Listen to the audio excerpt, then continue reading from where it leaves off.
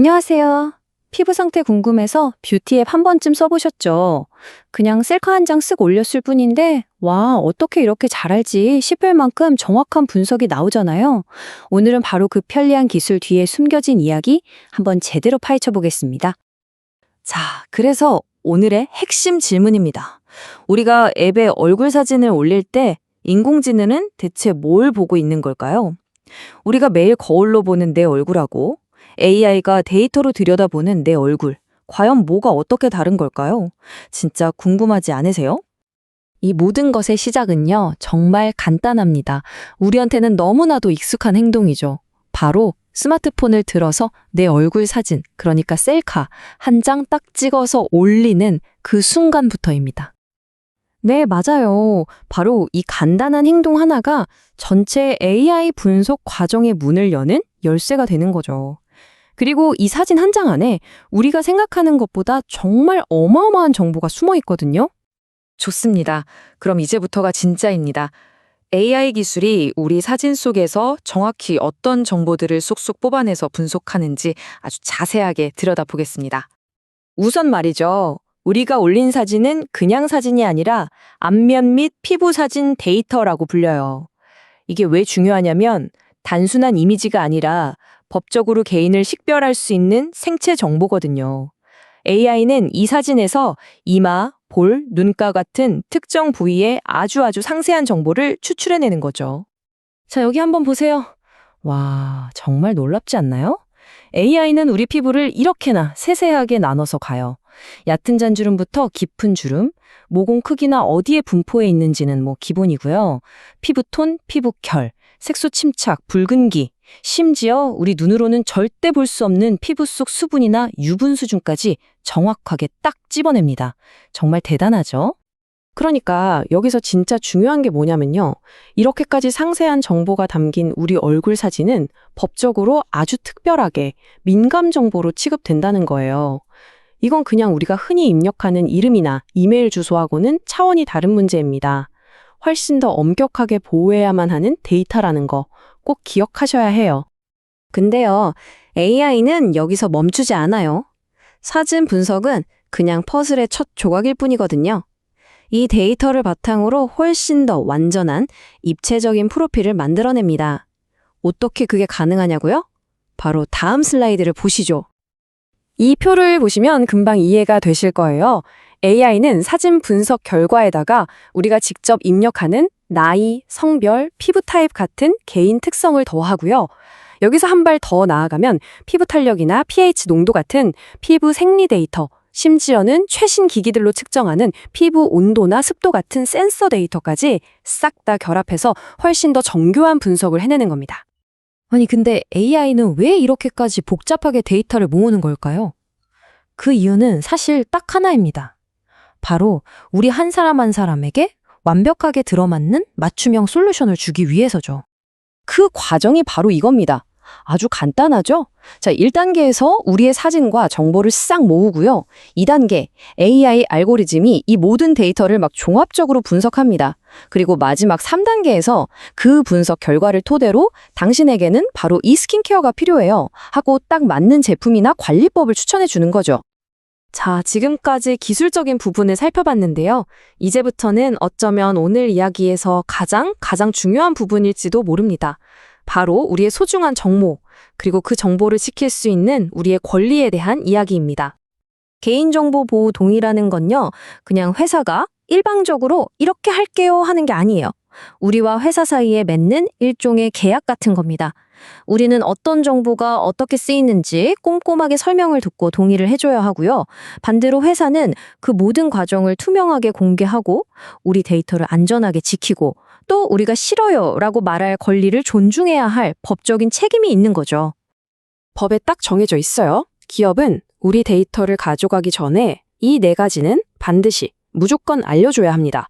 첫째, 이 데이터를 대체 왜 수집하는지 그 목적. 둘째, 언제까지 가지고 있다가 언제 파기할 건지. 셋째, 이 데이터의 주인으로서 우리가 어떤 권리를 갖고 있는지. 그리고 마지막으로 우리가 당연히 동의 안 할래요 라고 거부할 수 있다는 사실까지 말이죠. 네, 바로 이 문구에 모든 게 담겨 있습니다. 반드시 이루어져야 합니다. 이건 알려주면 좋고 아니면 말고가 아니라는 뜻이에요. 선택이 아니라 그냥 무조건 지켜야 하는 필수 의무라는 거죠. 그러니까 이거 하나만은 꼭 기억해 주세요. 여러분의 아주 민감한 생체 정보를 제공하는 것에 대한 동의는 필수고요. 그렇게 제공된 데이터는 반드시 안전하게 보호받아야 합니다. 이건 그냥 기업이 착해서 해주는 약속이 아니라 법으로 정해진 아주 강력한 규칙입니다.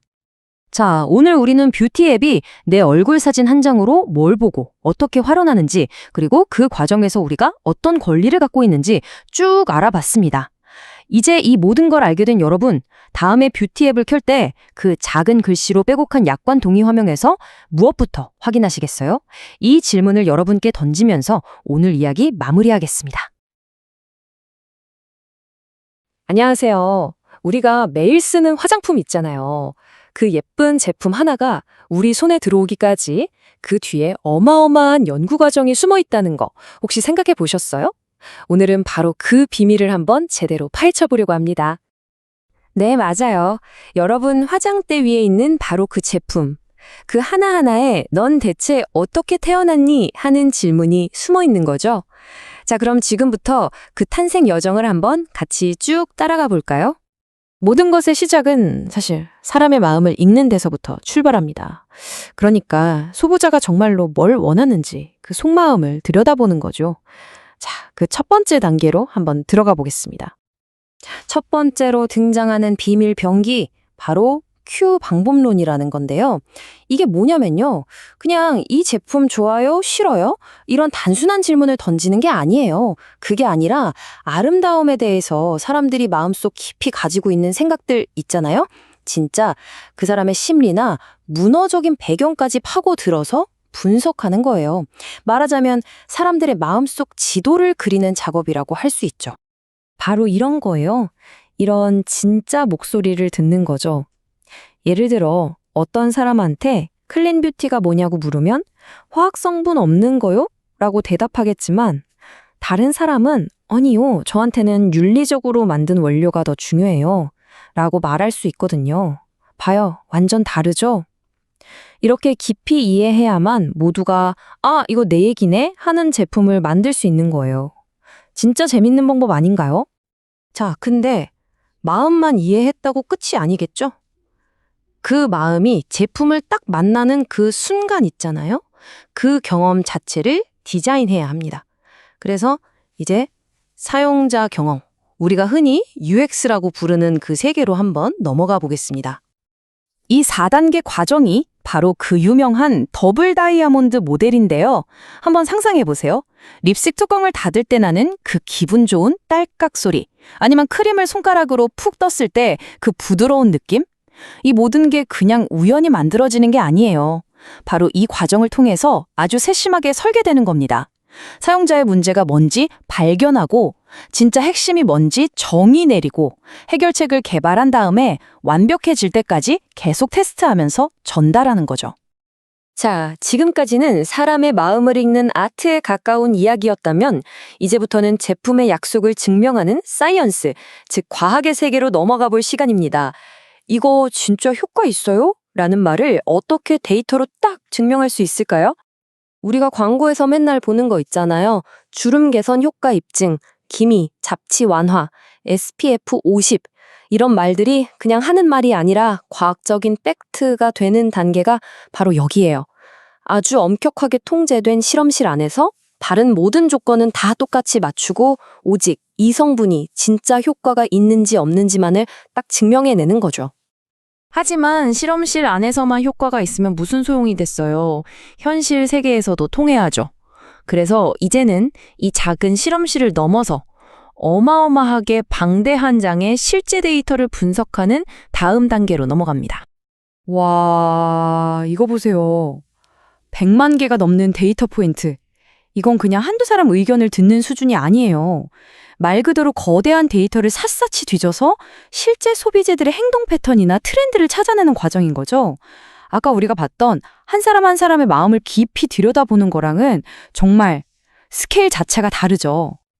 그럼 이렇게 어마어마한 데이터를 그냥 쌓아만 두면 안 되겠죠. 이걸 의미 있는 정보로 바꾸려면 아주 강력한 도구들이 필요합니다. 수백만 명의 구매 기록을 분석해서 패턴을 찾아내는 빅데이터 기술이라든지 아니면 수만 명에게 직접 물어보는 대규모 설문조사 같은 것들이요. 바로 이런 것들이 앞으로 어떤 제품이 유행할지 예측하고 또 우리 제품이 성공했다는 걸 증명해주는 핵심 열쇠가 되는 겁니다. 자, 이제 거의 다 왔습니다. 마지막 단계는 뭐냐면요. 지금까지 나온 이 모든 조각들을 하나로 맞추는 거예요. 점들을 연결하는 거죠. 연구자들이 기존에 있던 모든 지식을 쫙 모으고 실제 성공 사례는 어땠는지 분석하면서 큰 그림을 완성하는 과정입니다. 여기서 이 두 가지 방법의 차이를 아는 게 아주 중요한데요.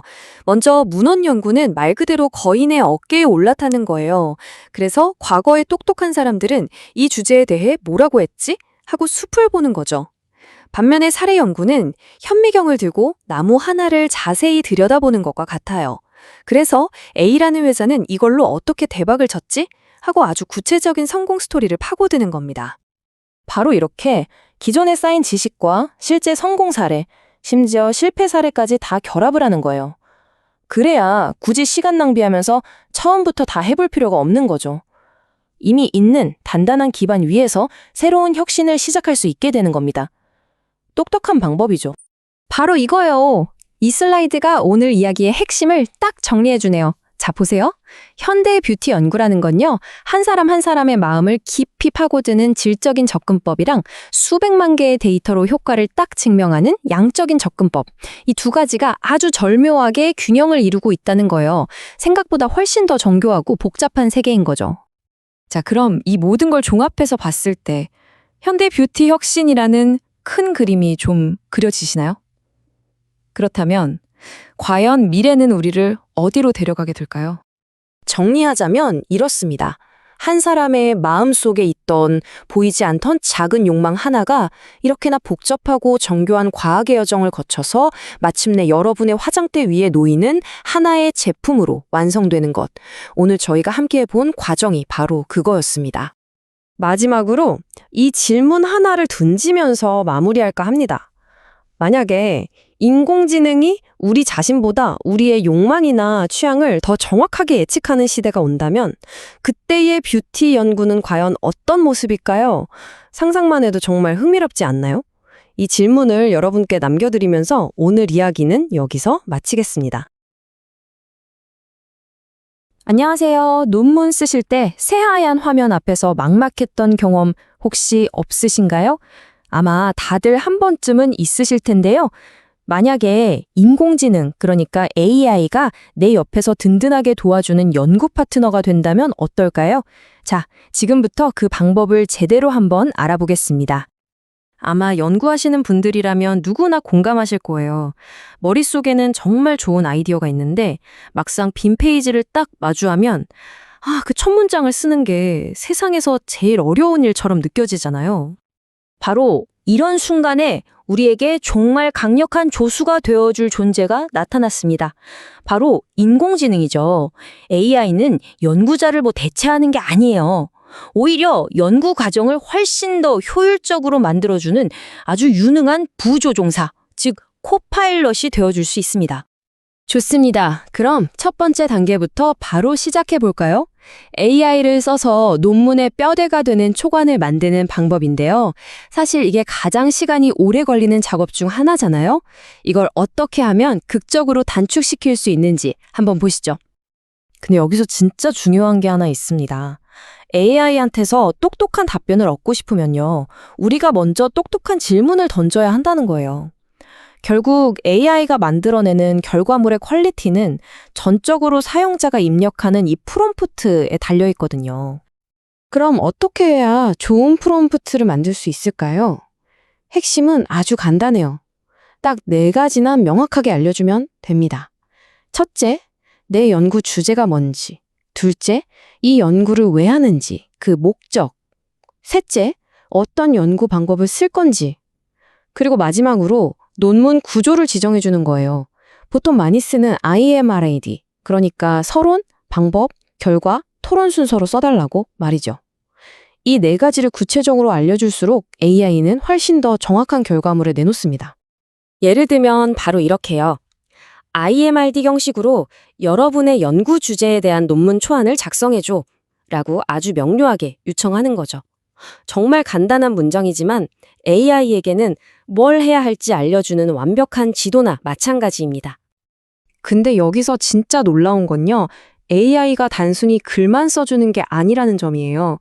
챗GPT나 사이스페이스 같은 도구들은 관련된 논문을 막 추천해주고 그 내용을 요약까지 해줍니다. 심지어 참고문헌 목록도 자동으로 만들어주고요. 덕분에 우리가 자료 찾느라 썼던 엄청난 시간을 아낄 수 있게 되는 거죠. 자, 초안을 이렇게 순식간에 완성했다면 이제 다음 단계로 넘어가야겠죠. 거친 원석 같은 초안을 반짝이는 보석처럼 다듬는 과정, 바로 논문의 완성도를 높이는 작업입니다. 이 단계에서 AI는요, 아주 훌륭한 개인 편집자가 되어줍니다. 그냥 단순한 문법 오류를 잡아주는 걸 넘어서 글의 전체적인 흐름이나 논리 구조까지 꼼꼼하게 봐주면서 논문의 품질을 한 차원 더 끌어올려주는 거죠.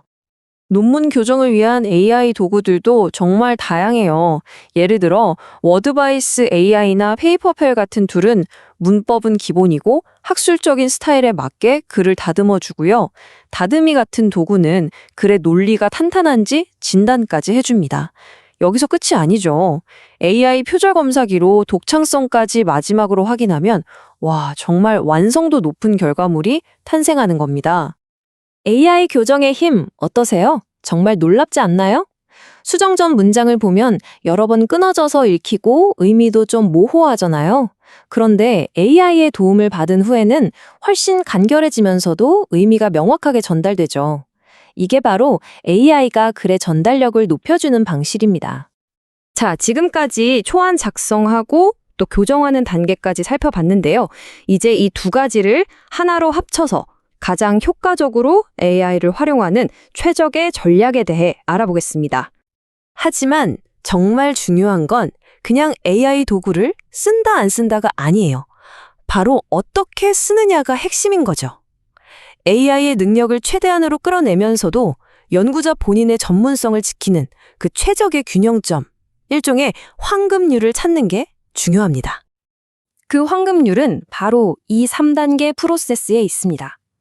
첫째, AI로 초안을 빠르게 만들어서 속도를 확보하고요. 둘째, AI 교정 도구로 글을 매끄럽게 다듬습니다. 그리고 무엇보다 중요한 마지막 단계, 바로 연구자가 직접 최종 검토를 하는 겁니다. AI가 도와줄 순 있지만 연구의 깊이를 더하는 전문 지식과 비판적인 시각은 오직 연구자 자신에게서만 나올 수 있으니까요. 특히 해외 저널에 논문을 내는 게 목표이신 분들이라면 몇 가지 꿀팁이 있습니다. 다국어를 지원하거나 학술 스타일에 최적화된 AI를 고르는 게 훨씬 유리하겠죠? 그리고 수정할 때 AI가 제안하는 여러 가지 다시 쓰기 옵션을 적극적으로 한번 활용해 보세요. 글의 표현이 훨씬 풍부해질 수 있습니다. 결국 핵심은 바로 이겁니다. AI가 제공하는 자동화라는 엄청난 힘과 연구자의 최종 검토라는 깊이가 아름답게 조화를 이룰 때 생산성과 완성도라는 두 마리 토끼를 모두 잡을 수 있다는 거죠. 이제 AI는 더 이상 먼 미래의 기술이 아닙니다. 오늘 우리가 살펴본 것처럼 우리의 연구 방식을 완전히 바꿀 수 있는 정말 강력한 도구죠. 자, 이제 여러분의 연구에 이 AI라는 부조종사를 어떻게 활용할지 한번 고민해 보실 차례입니다.